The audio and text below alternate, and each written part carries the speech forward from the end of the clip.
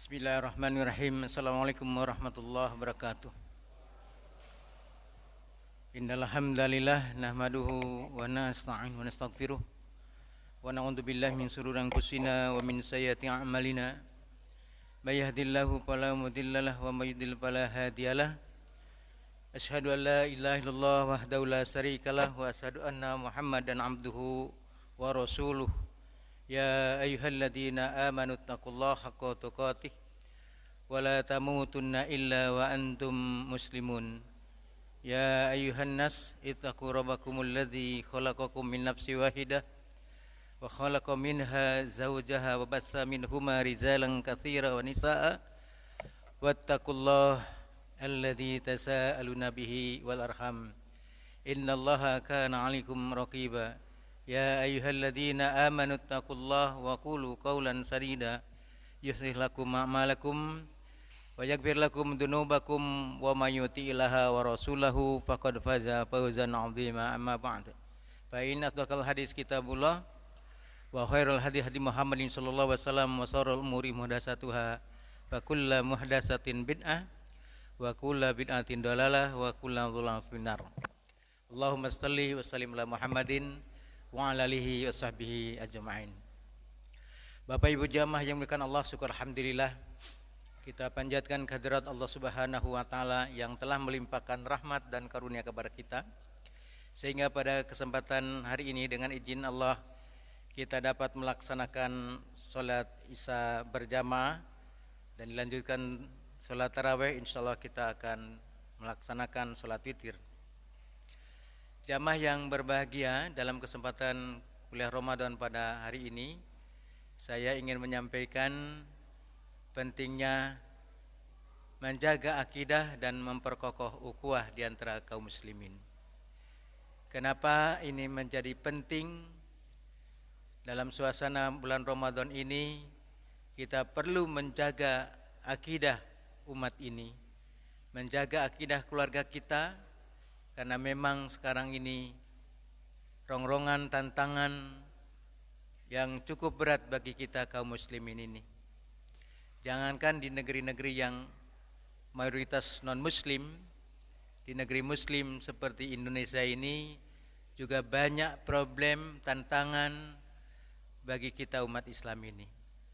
Karena muncul di akhir zaman ini di antaranya orang yang memperjuangkan kebenaran, tapi juga ada yang memperjuangkan kesesatan.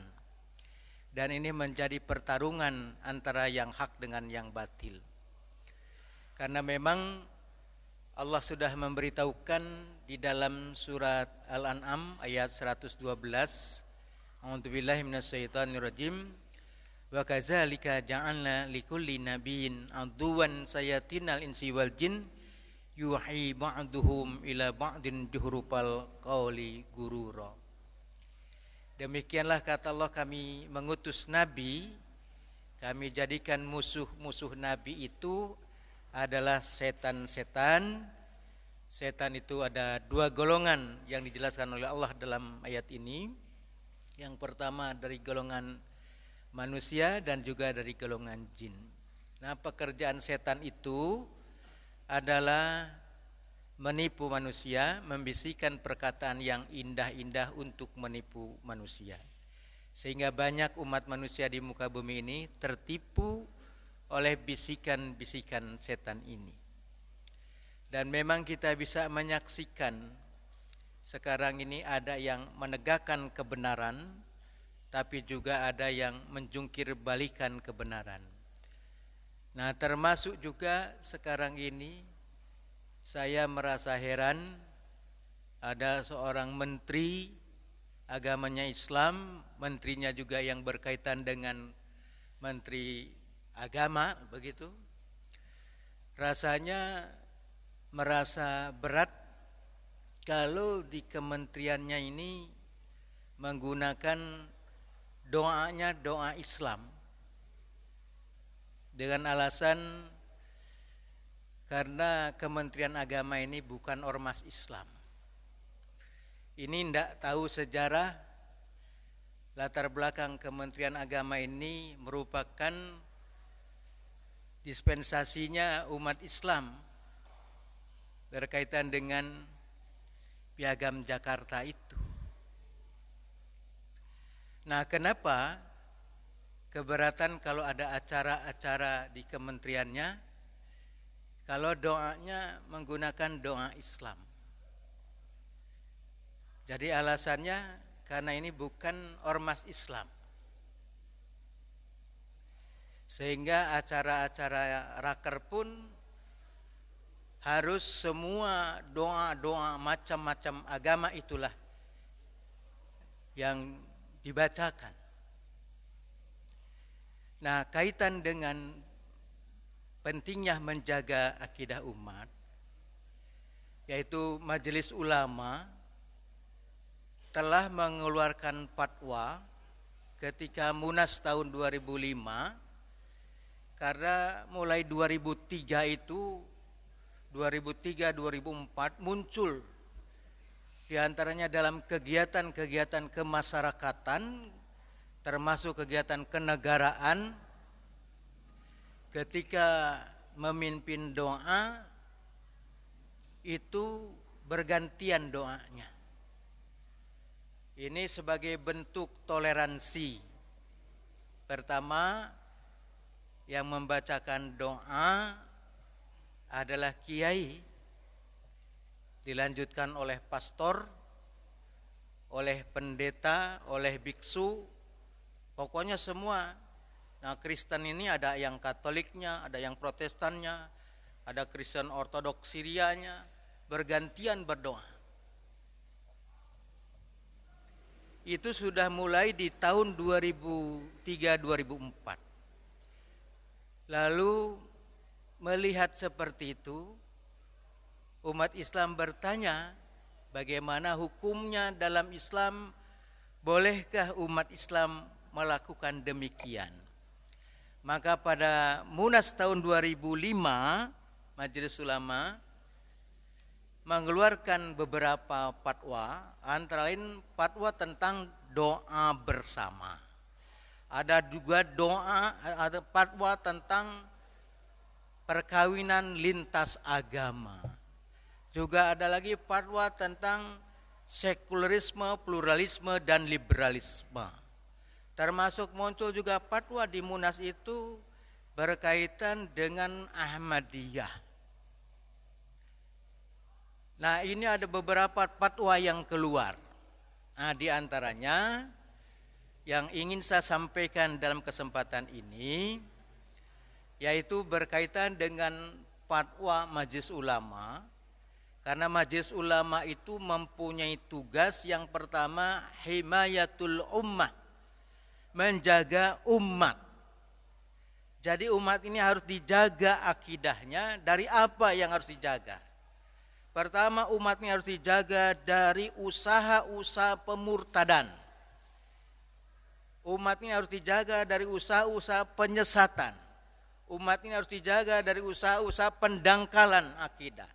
Dan umat ini harus dijaga dari aliran-aliran yang sesat, termasuk bagaimana menjaga umat dari makanan dan minuman yang diharamkan. Ini tugas sebagai himayatul ummah. Nah, yang kedua, tugas sebagai himayatud din, menjaga agama. Nah, sementara Allah berfirman, hu anfusakum wa ahlikum naro, jaga dirimu dan keluargamu dari api neraka. Nah, berangkat dari sini, kaitannya dengan munculnya doa yang saling bergantian, muncul lagi yang namanya salam bergantian juga, semua salam-salam dibacanya, atau salam pluralisme, atau salam gado-gado, atau salam oplosan. Karena rasanya kalau tidak demikian kita dianggap kita itu intoleran. Sampai-sampai ada LSM melakukan penelitian, diantaranya pertanyaannya apa? Pertama, Bapak Ibu yang ditanya ini, kalau Bapak Ibu punya anak dilamar oleh orang yang di luar Islam, putri Ibu atau putri Bapak ini, lalu Bapak bilang saya tidak mau anak saya dinikahi oleh non muslim, maka kita langsung dicap bapak ini, ibu ini adalah intoleran. Yang kedua ditanya lagi, bagaimana kalau anak ibu, anak bapak pindah agama? Saya tidak setuju. Karena Allah berfirman di dalam surah Al-Baqarah ayat 217, barang siapa yang murtad dari agamanya, kemudian dia mati tidak sempat bertobat, maka seluruh amalnya di dunia dan akhirat sia-sia dan akan masuk neraka, kekal di nerakanya. Ada profesor doktor lalu mengatakan pindah agama itu bukan murtad, tapi ini kesadaran baru dalam beragama. Bayangkan saja orang pindah agama bukan murtad, ini kesadaran baru dalam beragama. Bahkan ada sekarang ini sudah gelar doktor di bidang tafsir Quran. Ayat Quran ini isinya dua, ini ayat toleran, ini ayat intoleran. Kalau Bapak baca surat Ali Imran ayat 19, inna dina indallahil Islam, maka ayat ini ayat apa? Ayat yang intoleran. Kalau Bapak dan Ibu baca ayat walan tardo angkal yahudu walan nasaro, ayat ini juga ayat yang intoleran. Nah, ini LSM ini melakukan penelitian tuh ke beberapa kota di Indonesia. Itu pertanyaannya dua. Yang ketiga pertanyaannya itu, bagaimana menurut Bapak dan Ibu kaitannya dengan Ahmadiyah? Nah, kalau Bapak Ibu jawabannya Ahmadiyah ini sesat, alasannya karena Ahmadiyah ngaku Islam, tapi ngaku punya Nabi lagi, punya kitab suci lagi, alasannya sesatnya itu, maka Bapak Ibu akan dicap juga intoleran. Nah, inilah pemikiran-pemikiran yang digagas oleh Yahudi dalam konsep namanya program Libarim. Jadi dibikinlah pemikirannya liberal. Maka jangan heran sekarang ini ada profesor doktor, lalu dia mengatakan tidak ada masalah bagi muslim yang moderat berkaitan dengan perkawinan sesama jenis. Jadi kalau Bapak Ibu tidak setuju perkawinan sama jenis, ini tidak moderat muslimnya. Nah, saya mau tanya kepada Bapak dan Ibu, kira-kira setuju nggak dengan kawin sesama jenis? Nah, ini tidak moderat. Jadi orang moderat itu setuju kawin sesama jenis. Makanya muncul buku indahnya kawin sesama jenis. Bayangkan saja yang nulis anak-anak fakultas syariah dari lembaga Islam. Nah, saya ingin menyampaikan Bapak Ibu, kenapa Majelis Ulama mengeluarkan fatwa berkaitan dengan doa bersama, itu mengacu ke beberapa ayat Quran. Dalam kajian kita yang lalu di masjid kita ini sudah dibahas sebetulnya, cuman ini tidak sebanyak ini. Apalagi ada momentum kaitannya soal upaya untuk doa semua agama dalam kegiatan di kementeriannya itu. Nah, pertama yang jadi dasarnya itu surat Al-Baqarah ayat 42. Ayatnya pendek, wala talbisul haqqo bil batil wa taqtumul haqqo wa antum ta'lamun. Jangan kalian campur adukan yang hak yang benar dengan yang batil. Padahal kalian tahu yang benar tapi kalian sembunyikan. Jadi ayat ini melarang kepada kita mencampur adukan yang benar dengan yang salah. Nah, sekarang ini bagaimana kok doanya semua agama-agama, termasuk salamnya juga salam semua agama. Kayaknya di komplek kita mungkin aja ada yang hadir pada kesempatan malam hari ini. Ini saya hanya menyampaikan ayat Allah yang melarang kepada kita umat muslim ini untuk menggabung-gabungkan doa maupun menggabung-gabungkan salam. Misalnya begini. Ini baru jadi pejabat RT, takut dibilang tidak toleran. Yang lebih parah lagi, warganya nggak ada yang beragama itu, salamnya dibaca. Nggak ada yang beragama itu, dibaca salamnya ini. Padahal salam itu kaitan dengan toleransi. Toleransi itu bukan menggabung-gabungkan agama, tapi saling menghargai terhadap perbedaan. Bapak punya tetangga misalnya beragama Hindu, dia salam sesuai dengan agamanya dia, Om Swastiastu, Om Santi Santi Om, memanjatkan puja dan puji kepada Sang Hyang Widi, silahkan bagi mereka. Yang Buddha misalnya tetangga Bapak, Namo Buddhaya, terpuji Sang Buddha, silahkan, jangan dilarang oleh kita.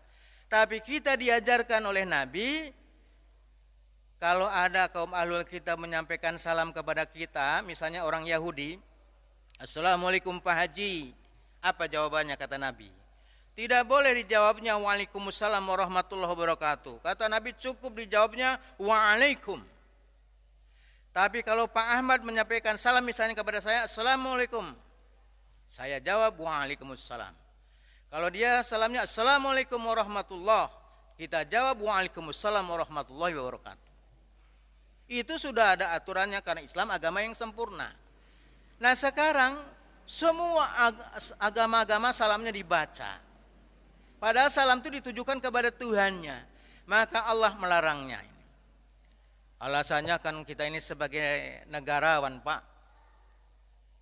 Pak Soeharto itu 32 tahun jadi presiden. Yang setahu saya tidak pernah pakai salam seperti itu. Tapi sekarang itu dipaksakan betul. Nah kaitan dengan doa, kalau itu salam. Kaitan dengan doa sama dengan dasarnya surat Al-Baqarah ayat 42. Nah yang kedua dasarnya surat Ghafir ayat ke-50. Di mana Allah menegaskan dalam ayat ini, A'udzubillahi minasyaitonirrajim, wa ma du'aul kafirina illa fi dhalal. Dan doa orang-orang kafir itu hanyalah sia-sia belaka. Ini dasar yang dijadikan dalil oleh majelis ulama, kenapa akhirnya keluarkan fatwa. Termasuk juga dalam hadis Nabi, doa adalah inti daripada ibadah. Ini hadis riwayat Tirmizi. Nah, oleh karena itu, banyak ayat-ayat yang menjadikan dasar dalam Quran dan juga hadis Nabi, begitu juga kaidah fikih berkaitan dengan fatwa ini. Nah, di antaranya bagaimana menurut ketentuan hukum, doa bersama yang dilakukan antara umat Islam dengan umat non-Islam, ini tidak pernah terjadi di masa Nabi, tidak pernah terjadi di masa para sahabat. Maka perbuatan ini dalam fatwa majelis ulama ini perbuatan bid'ah. Apa artinya bid'ah itu?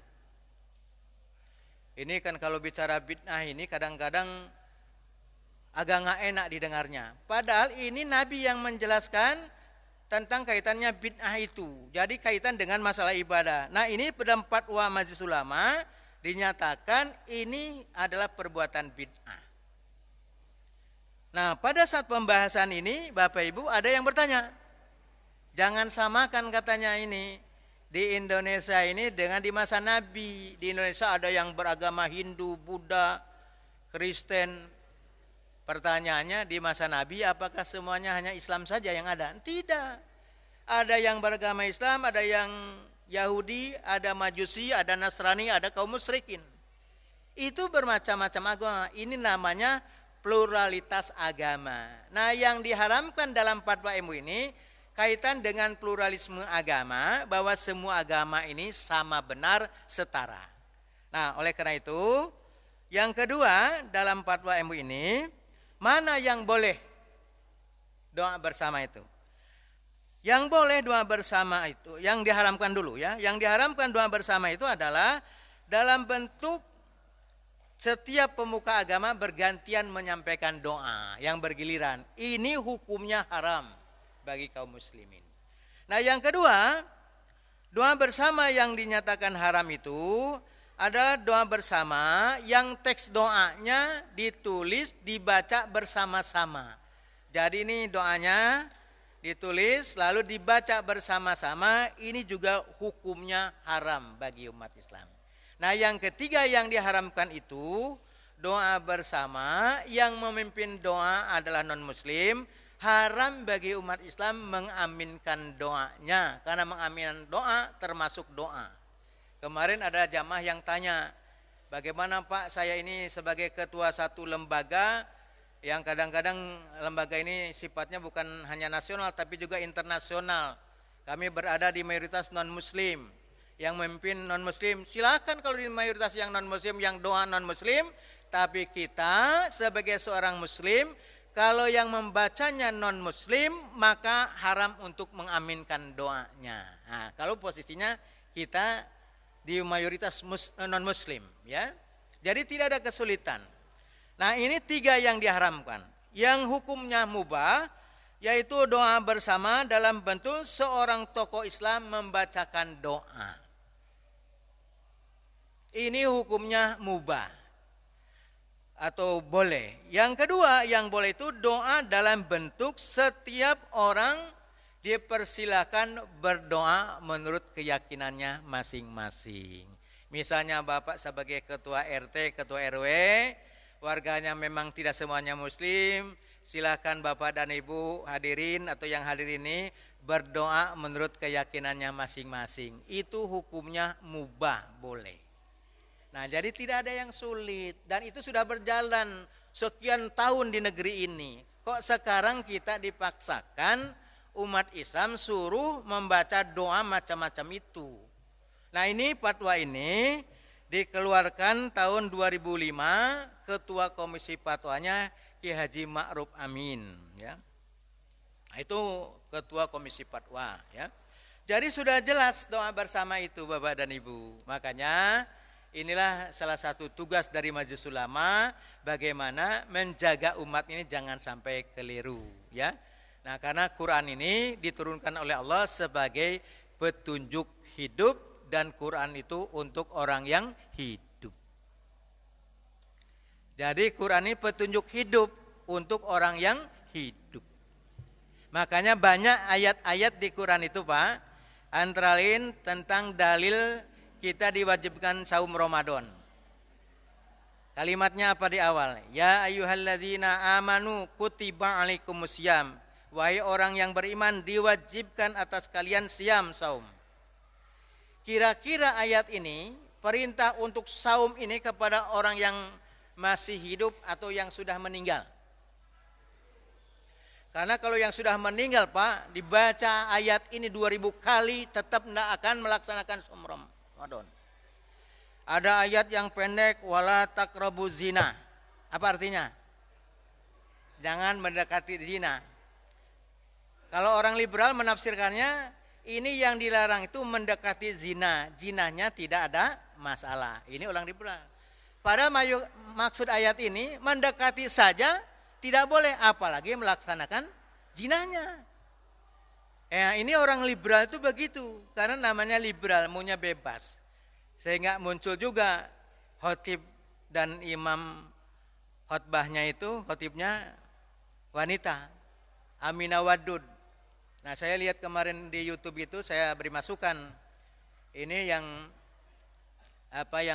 acara di YouTube tuh saya bilang antum salah ini. Ini bukan sholatnya kos.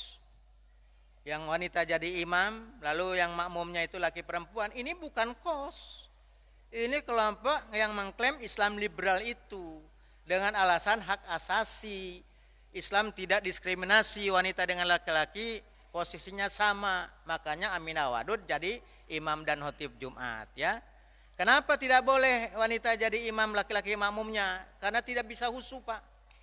Coba misalnya Ibu Maryam jadi imam di sini, saya di belakangnya, banyak istighfar. Ya. Bukan lagi husu, yang dilihat pantatnya imam ibu tadi. Nah, itu tidak boleh. Tapi wanita boleh jadi imam kalau makmumnya wanita. Nah, jadi ini orang-orang liberal seperti itu. Nah, Bapak Ibu, disinilah pentingnya bagaimana kita menjaga umat ini jangan sampai keliru, karena Quran sebagai petunjuk hidup, ya, petunjuk hidup. Maka kalau mungkin ada yang sudah meninggal, ya kita doakan, itu diperintahkan Pak. Kalau mendoakan itu, dan itu perintah, ya, kalau mendoakan itu. Yang sudah meninggal itu makanya kalau khatib sering menyampaikan Allahumma gfir lil muslimina wal muslimat wal mu'minina wal mu'minat al-ahya'i minhum wal amwat. Jadi sepanjang dia beriman, dia masih hidup, yang sudah meninggal itu sampai doanya. Tapi kalau tadi, ya, yang tidak ini itu tidak ada tuntunannya, misalnya ini sudah meninggal, kita datang lalu Bapak baca ayat wala taqrabu zina, maka yang meninggal ini jelas tidak mungkin melakukan perzinahan. Nah, yang bisa melakukan perbuatan zina itu kita yang hidup. Jadi ini saja Bapak dan Ibu ya, karena ini namanya juga kultum. Mohon maaf lahir batin kalau ada kehilapan kesalahan ini. Yang jelas mari kita ikuti fatwa Majelis Ulama tentang haramnya doa bersama yang tadi dijelaskan ini. Ini bukan pendapat saya, tapi ini keputusan fatwa Majelis Ulama ya. Makanya diharapkan masjid kita ini di perpustakaannya ada kumpulan fatwa-fatwa Majelis Ulama yang sudah dari tahun 75 sampai sekarang Pak, fatwanya segini ya. Nah, itu jadi disimpan tapi dibaca oleh pengurus masjid ini. Jadi mungkin subuh lagi ngada taklim, cobalah oleh satu orang membacakan satu fatwa. Jamaah mendengar sehingga itu membantu fatwa-fatwa Majelis Ulama dalam rangka mengawal akidah umat ini ya. Kira-kira sudah ada belum fatwanya di sini? Nah, karena itu sudah ada bisa dibeli ya. Nah, saya enggak ada ininya. Kalau ada nanti di ini kan. Mudah-mudahan nanti MUI di wilayah kita ini kita masuk Bekasi Barat ya. Berarti sama dengan saya. Saya sebagai warga di Bekasi Barat, saya tinggal di Binjai ya. Bincarajaya, Binjai itu ya. Jadi Bapak dan Ibu, barangkali ini saja yang dapat kami sampaikan. Mohon maaf lahir batin karena sifatnya ini kultum, kuliah terserah antum, jadi saya tidak berpanjang lagi. Sekian. Assalamualaikum warahmatullahi wabarakatuh.